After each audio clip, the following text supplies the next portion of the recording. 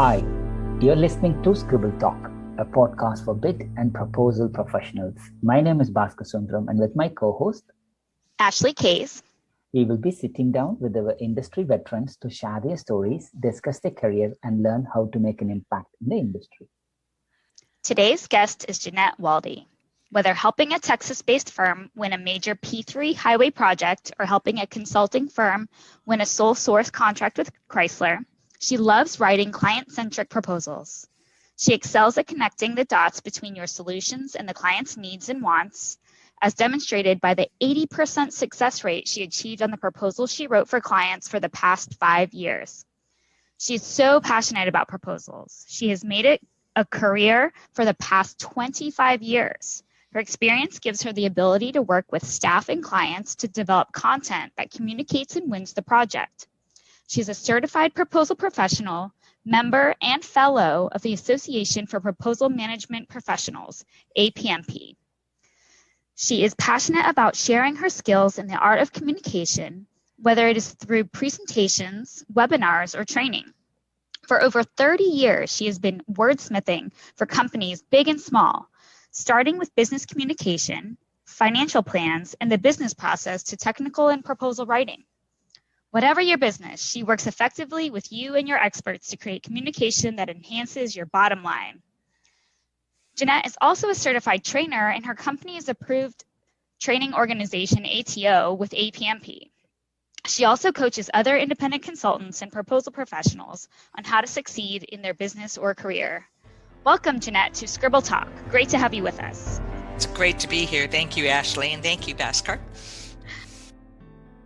So, Jeanette, if you've listened to our podcast, you know we love to start in the beginning. So we're curious, where were you born? Where did you grow up? And where did you go to school? Well, I was born in Calgary, Alberta, Canada, and grew up all across Canada because my father was in the military until we finally settled down in Medicine Hat, Alberta, where I went to high school. And my first passion was actually drama. So I ended up going to York University for theater, but dropped out and wiggled around. And then finally, several years later, got my master's when I started got my BA in marketing when I hit the ceiling in terms of future job growth.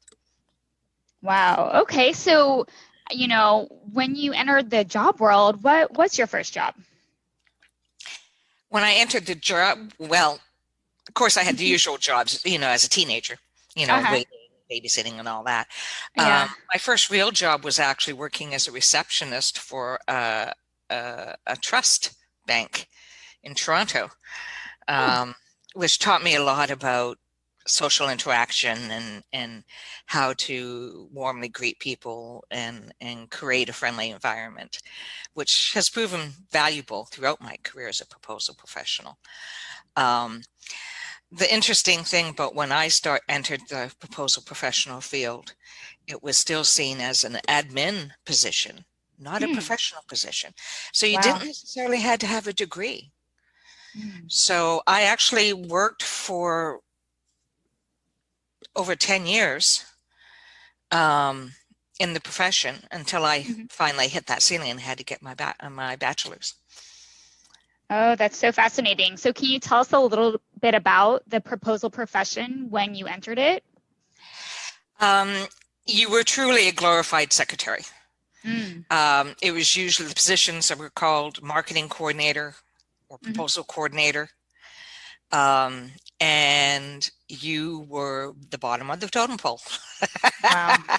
So I really had to learn to be persuasive and working with my teams to get them to cooperate and do things in a timely manner. The interesting thing for me is I didn't have any of the stories that, you have to work late and on weekends to do proposals. I assumed that you did it during business hours because I was a single parent raising 2 kids. So, I wanted my evenings and weekends. So that's how I always structured my proposals when I started. And like a lot of people, I fell into it accidentally. My first proposal was actually as a temp position when I lived in Boston, where I got hired by a IT company bidding on a federal proposal for the radar systems they use on planes for counterintelligence. And they were 2 weeks behind.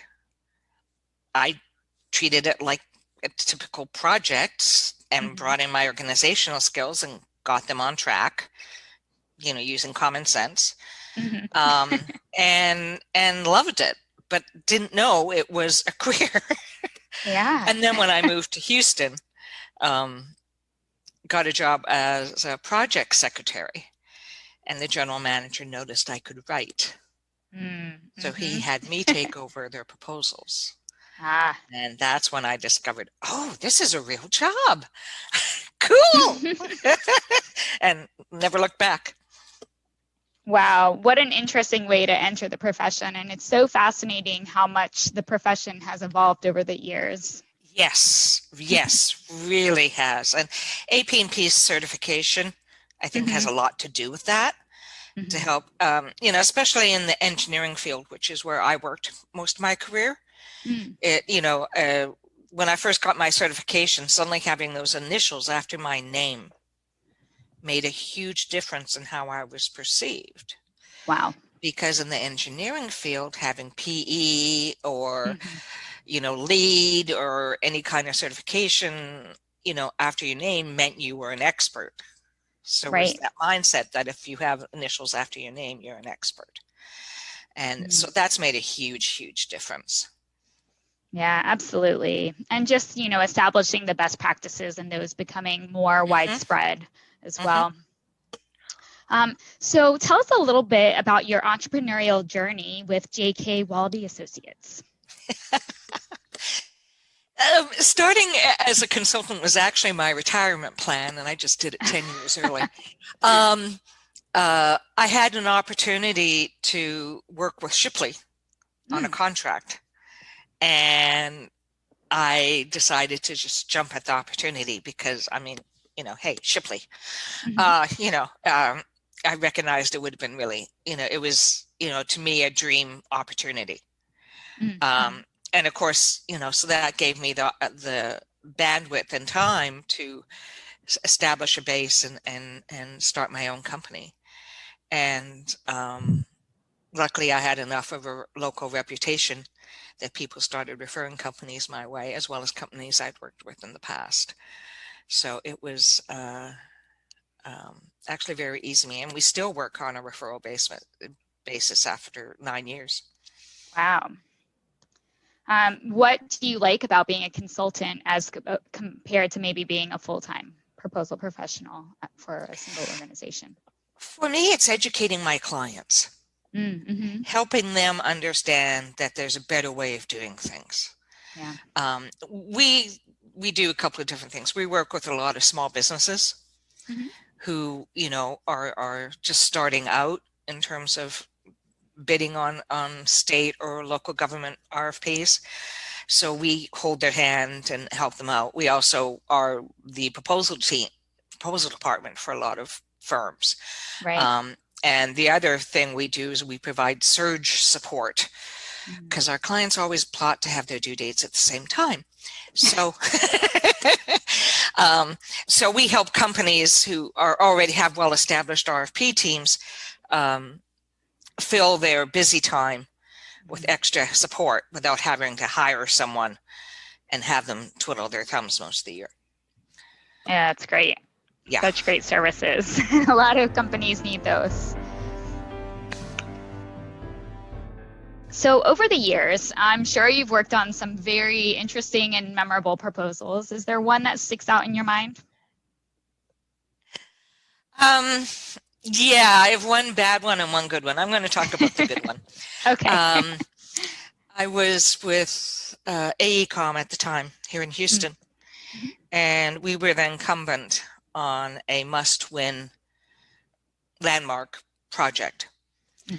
And the rumor on the street was we were going to lose, that the agency wanted a new voice, new approach, because we had the contract for a long time.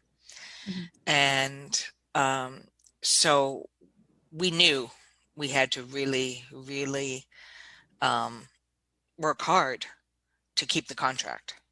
Mm-hmm. And they gave me the free rein to do the writing I needed to do to include our themes and benefits in every single part of the proposal, from the executive summary to the project examples to the resumes.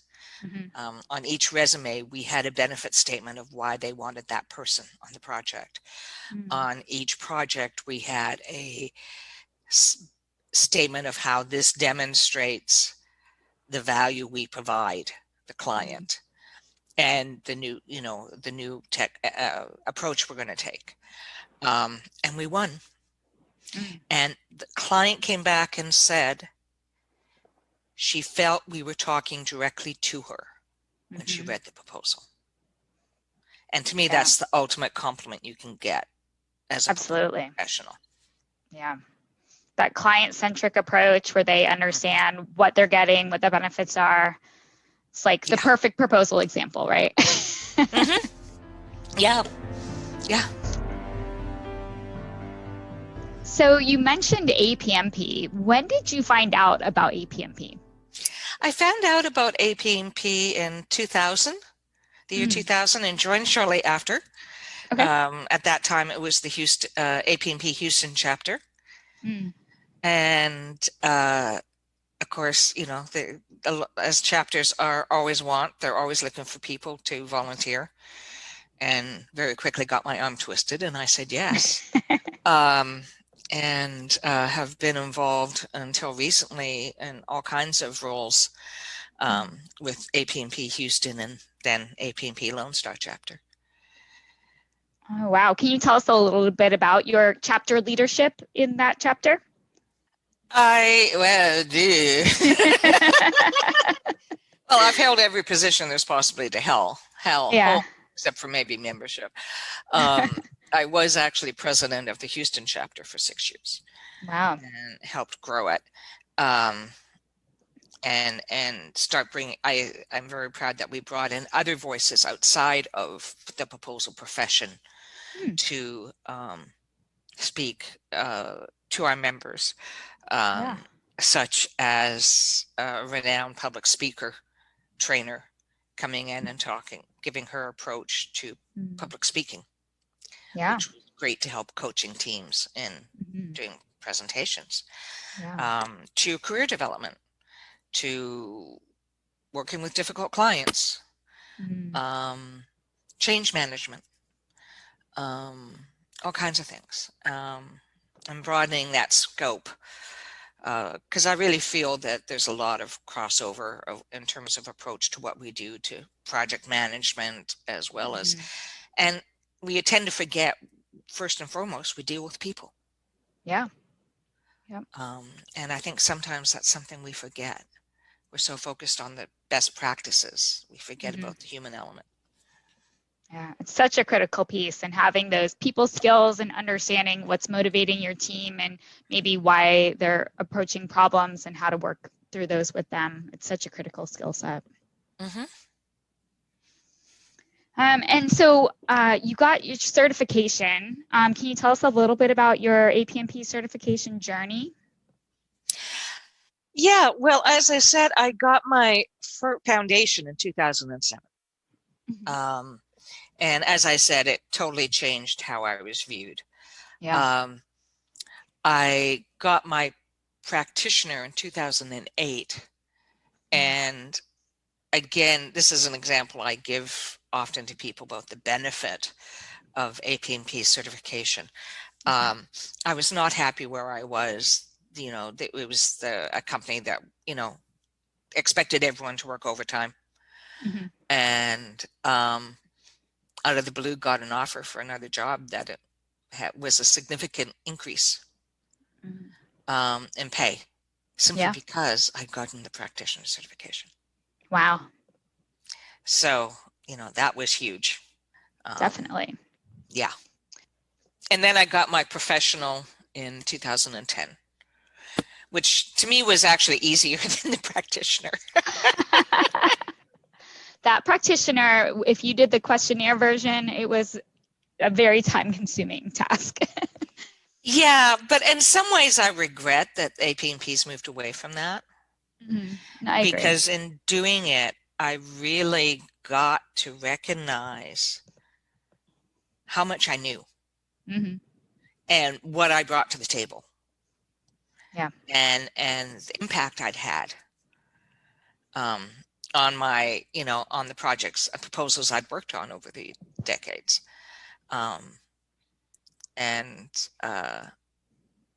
So yeah, it was, so in many, many ways, I thought the PPAQ was a very valuable, I viewed it as a personal SOQ after I finished. And in many ways, that was a very valuable contribution to people who did it, to recognize. So in a way, I'm glad, I understand why they moved to the exam. Mm-hmm. But part of me is going, yeah, but we didn't lose that benefit. It's true. It's true. I wonder if there's a way to kind of work that back in just as a, achievement for individuals to go through and document those. I still think with the exam that does exist, mm-hmm. because it is, the exam, as you know, is based on how you apply the best practices. So I think passing that exam still does provide that same value, just not quite to the same level. Yeah, it's not your personal experience of applying it. Yeah, exactly. Yeah. So do you remember your first APMP bid and proposal con? Yes, I do. Mm. It was the New Orleans one, just after Katrina. Oh. And I'm very, very proud. That made me so proud of APMP that they still decided to go ahead, mm-hmm. because they recognized the economic contribution it would have to New Orleans. Yeah. By us being there. And it was heartbreaking, of course, to see all the damage as we rode in on the bus from the airport. Mm-hmm. But then again, to see that the heart of New Orleans was still there and still beating. And I had a blast. I loved it. And always try to go whenever I can. Because I think it's one of the most valuable tools out there for proposal professionals. Yeah, I agree. And so you've also been honored with being an APMP fellow. Can you tell us a little bit about what that means for you personally? I have to be honest, there's still times I'm going, I'm what? How did that happen? It means a lot to me. Not only for the recognition and of the contribution I've done for certification, but also recognition from my peers of the contribution I'd made as being one of the first voices to talk about proposal soloists, which is members of our profession that APMP was not even aware of at the time when I first started writing about it in a previous publication of APMP is called The Perspective. Mm-hmm. A proposal soloist is someone who handles a proposal from soup to nuts all by themselves. Mm-hmm. They're the proposal manager, the proposal writer, the proposal coordinator, the editor, the graphics graphics person, desktop publisher, production. Yep. And it takes a nuanced approach to understanding APMP's best practices to apply those to that environment, especially when you're working on 4 to 10 proposals at the same time. It's a very different world than the large proposal center where you have a whole team working on one pursuit at the time. Mm-hmm. Absolutely. And the dynamics are very different. And it took, that was something the APMP was not even really aware of. and they've still Really? struggled to recognize it. First they threw all of us into commercial, even though we worked regional government, federal, and we weren't really commercial. Right. But it's getting there. It's getting there.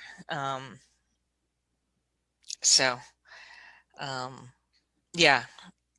Yeah, it's absolutely, it's common, I think, in some industries more than others. And then also, the idea of having limited proposal resources is another challenge, and something that, people out there struggle with, and having those abilities to apply kind of nuanced best practices to meet those challenges is so important. Yeah.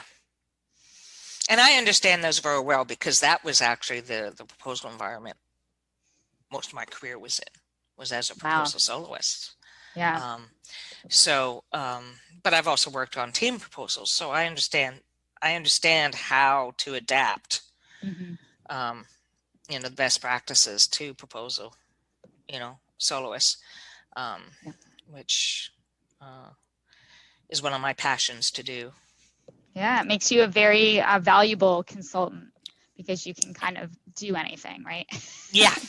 I'm definitely a proposal generalist.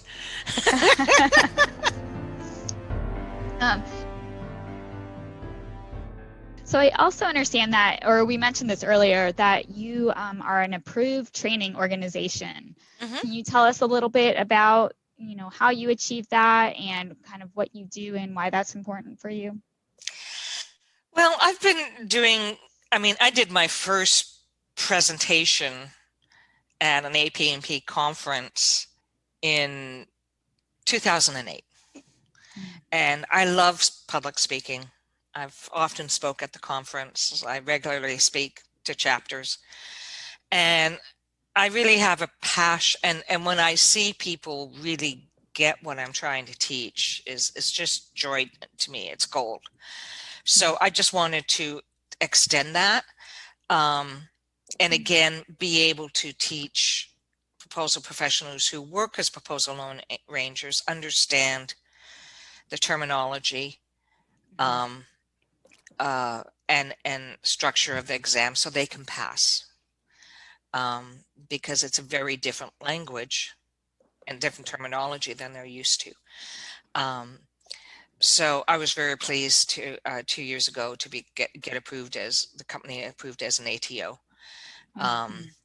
which to me was an extension, because I had been a long time approved mentor for the APMP certification program. Yeah. At all levels. So to me, it was the obvious next step. Definitely. It's so important.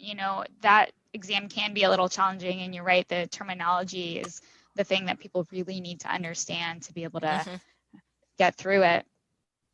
So before we move into our surprise rapid fire questions round, can you tell us 3 things that not many people know about you? I hate filing. Never asked me to file a thing in my life.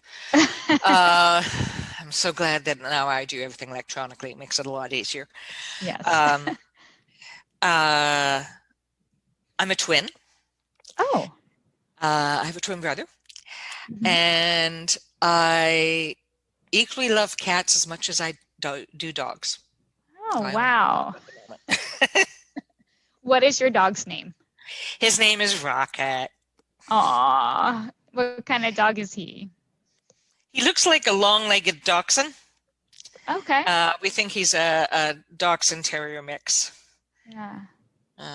But he's all muscle. He's very tense. He's surprisingly heavy. He's very heavy for what he looks like, and it's all muscle. Oh, hence his name. He can run faster than. He sounds adorable. Oh, he is. He's very friendly. Everybody loves him. Yeah.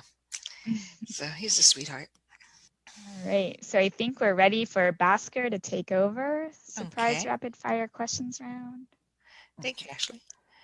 Thank you. Thank you, Ashley. So, Jeanette, thank you for sharing. We came the Nutters round, or what we used to call as a rapid random fire questions round on honor of forward nut. So let's go a little bit deeper. Yeah, what are your hobbies and interests? My hobbies are poetry, and songwriting. Oh, wow. I've sung a cappella most of my life. I'm attempting to learn guitar. And I'm a big champion for the singer-songwriter community, and actually 6 years ago founded a nonprofit here in Houston to help them provide the space and resources for singer-songwriters to make a living what they do. So that's my hobby. Wow, Jeanette, that's amazing. We have come across a few more songwriters, musicians. I think you might know Robin. Yep, Robin. Yeah, Bruce. yeah. You know, and I'm sure there are a few more. It's not coming to my head at the moment. But, Yeah, that's been fun to discover. Is there's a huge number of proposal professionals that have a background in either journalism, theater, or music. Correct. Correct. Which doesn't surprise me because it's a very creative career. Yeah. You know, there's a huge creative element to what we do. Yes, totally. Yes, China. So good to know about your wide interest and about rocket as well. Let's just go a little deeper. So the questions could be random. There's no right or wrong. Whatever comes to your mind, just go for it because it's super fast, rapid fire. So would you prefer to live in the Sahara or in the Antarctica? Sorry, what was the second one? Antarctica. Antarctica. Nice. Okay. If you could meet anyone from history, who would you meet and why? Bungochea. She was a Celtic warrior and clan leader in Britain that fought against the Romans. And it's just very unusual to have a woman leader in that period of history that we know of.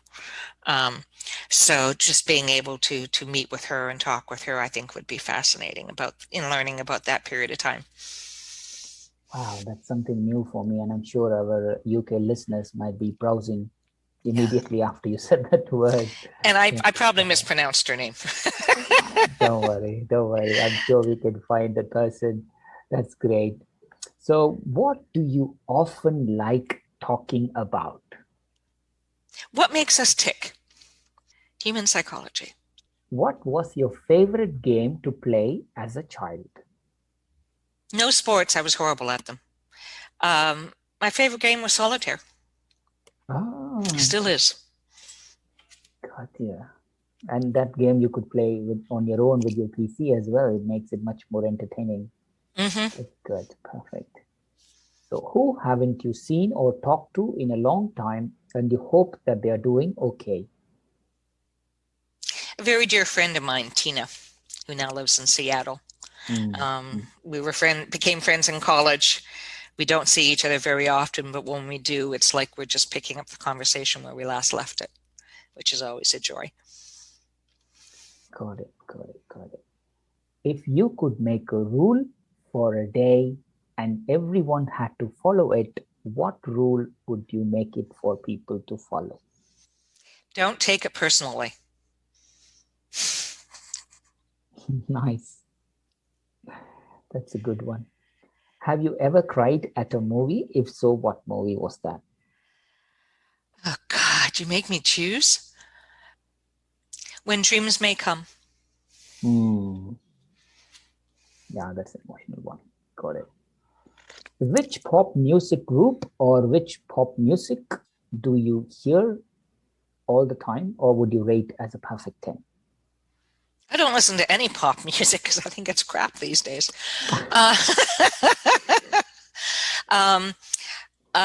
My favorite musicians I really love listening to are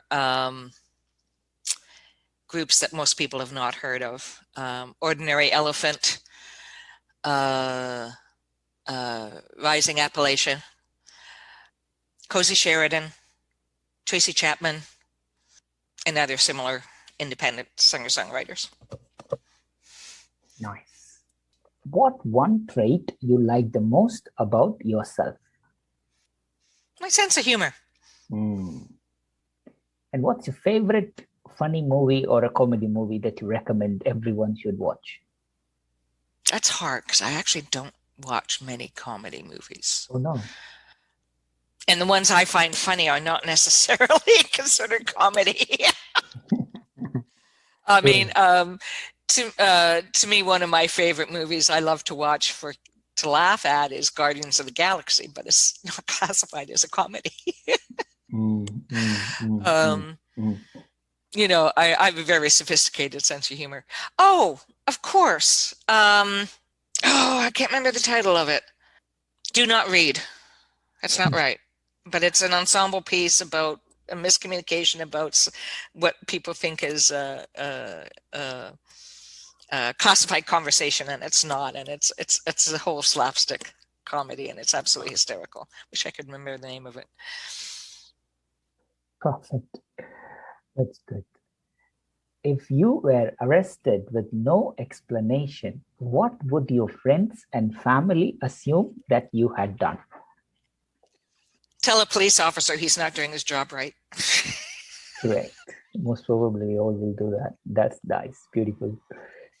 What's your favorite food? What's 3 food that you cannot live without? Dark chocolate, Earl Grey tea, Interesting. and cinnamon. Wow. Okay. I can see of 3 new people. I think Rebecca Link, if you know Rebecca. So Rebecca is a good dark chocolate fan. Yeah. At the NCA chapter, and obviously Earl Grey means you have got all the loved ones from the UK chapter here. Yes. And cinnamon, you covered the Asian chapters like India and the other things. So you have got a mix of all bags there. Nice. Yeah, Good. my father served all over the world and taught me a very and cooked a world menu at home growing up. So I got to experience curries and, you know, English tea, proper tea. It wasn't whether you wanted tea or coffee, it was what kind of each. My dad even knew how to make Turkish coffee. So I have a very expansive palate because of his, you know, because of what he cooked for me and taught me. Got it. Nice. So the last question on this round is, if you are attending a Halloween party, what costume would you choose and why? My favorite costume I've had over the years is going as an alien. I'm a Canadian citizen living in the United States, so I have a green card. So I make a badge of, I make a brochure, you know, like a large badge, make it fancy, just in an evening gown, have a couple of, you know, wire antennas sticking out of my head, and I go, I'm an alien. See, the government even says so. Nice. Do you believe aliens are real? Oh no, it's the green card in the United States is called an alien registration card. I know. Yes. So it's a joke. Yes. I think it's possible. I think the universe is so big that we really don't know. Got it. What is out there, and we're discovering every day something new. You know, we're discovering new universes. We're discovering new planets. I think it's hubris of us to think that we're not the only life out there. Nice, Jack. Totally. So who are the people who have been the most influential in your life and career? My father, because he taught me that age has nothing to do with how you live your life. He had several successful careers after he officially retired and never stopped learning.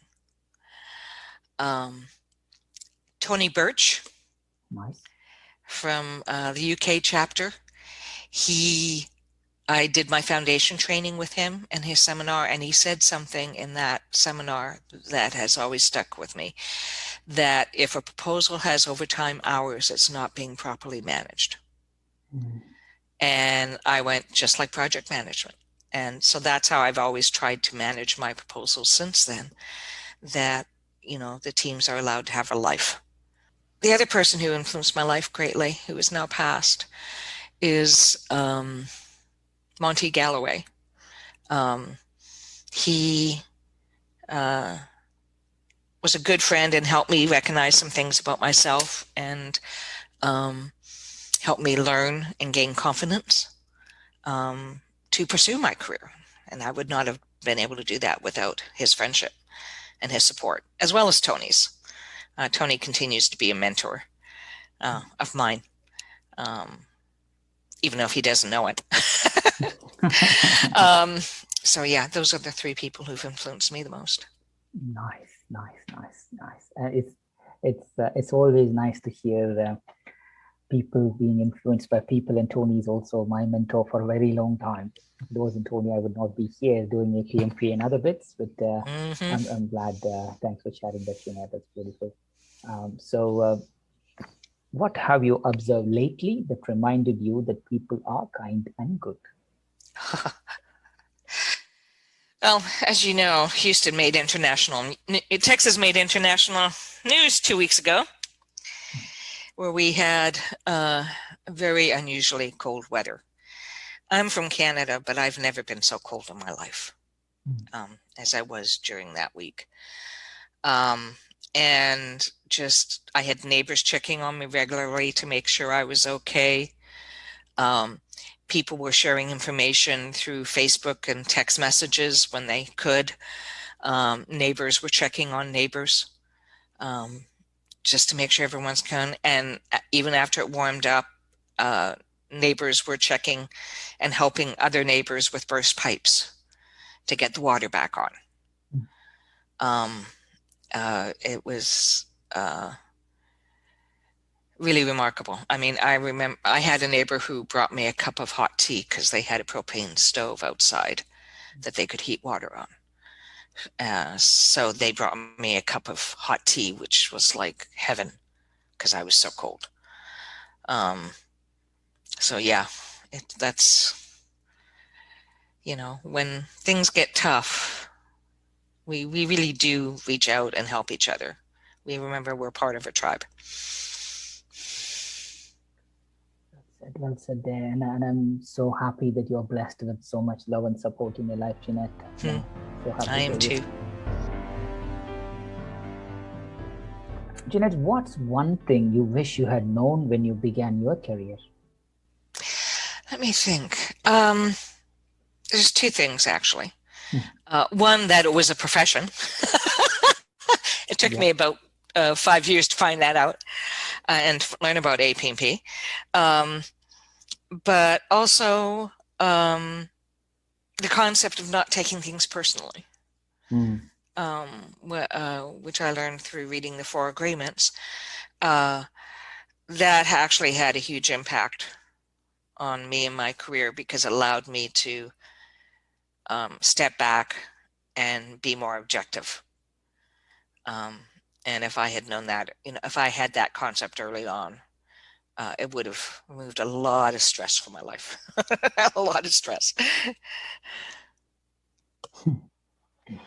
Definitely. Reflecting back, we all know that we could have done things better, but at the end of the day, every single thing taught us something. That's where we are here. That's so beautiful. Thank you for sharing that, Jeanette. So what's the best piece of advice you have received and from whom? Best piece of it, there's actually 2. As I mentioned, when I did my foundation with Tony Birch, his comment about any proposal that is working overtime is not being properly managed. The second was actually from a speaker that spoke at the APMP Houston chapter when it still existed. He was a career expert and resume writer. And she said, treat every position as a career position. And that really freed me up to start viewing to be able to step up and going, okay, this is my career. I'm in the driver's seat, not my employer. And that proved to be one of the best pieces of advice I ever got. So you talked about proposal soloist and a few important topics there. Jeanette, so what advice would you give young and experienced professionals in our industry? Even if you've only worked on a proposal for a week or a year, you still know more about proposals than the experts you work with. You are a proposal SME. You are a subject matter expert. And that is, I think, a mindset that young people coming into the profession, especially in the industries where there's still that resident thinking that, oh, it's just a glorified typist. No, you are as much an expert as anyone else on the team. That's a very, very profound advice. Thank you, Jeanette. Jeanette, we are at the very end of the episode, but before we close, successful career, you have touched so many people, APMP Texas, and hundreds of proposals, and now the snowstorm in Texas brought even more people closer to your life. What are you looking forward to in the future? What's next for you? What's next for me is I've been informally coaching proposal professionals and businesses for years, and I want to do more of that. Helping proposal professionals who are struggling in a job, trying to figure out how to make things work, and spending an hour or two talking with them and giving them suggestions on how to navigate those issues, or a proposal consulting firm that's new and still trying to figure out how to make the business work. Talking with them and making suggestions on pricing and how to deal with clients, and setting those boundaries to be successful, and how to communicate those boundaries to your clients. That's something I really, really love to do and hope to do more of in the future. Definitely you will do that, Jeanette. Definitely you will do more. Jeanette, we are at the very end, as you mentioned. So is there any part of your life or career, or is there anything else you would like to the listeners before we close? Make it fun. Totally. When it's fun, it's you create gold. Nice one, Jeanette. Nice one. What an end to the episode. Jeanette, thank you so much for joining Scribble Talk today. It's been an absolute privilege to have you with us here. On behalf of me and Ashley, wish you all the good health and happiness. Please do continue to inspire bid and proposal industry colleagues and everybody around you. Stay safe, stay healthy, stay happy, stay sane, please. Thank you. Thank you so much for having me. It's been a real joy. Thank you, Jeanette. To our listeners, thank you so much for tuning in. Please visit baachuscribble.com/podcast to listen to this episode and check out any of our other previously recorded episodes. If you've enjoyed today's interview, don't forget to subscribe, review, and share the Scribble Talk podcast. We hope you'll check out our next episode where we interview another industry expert and special guest. Until then, it's Ashley Kays, Bhaskar Sundram, signing off.